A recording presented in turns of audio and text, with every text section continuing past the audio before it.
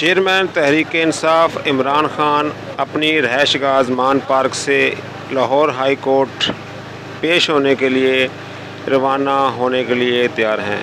आप देख सकते हैं कि अज़मान पार्क से इमरान खान हाई कोर्ट रवाना होने के लिए तैयार हैं।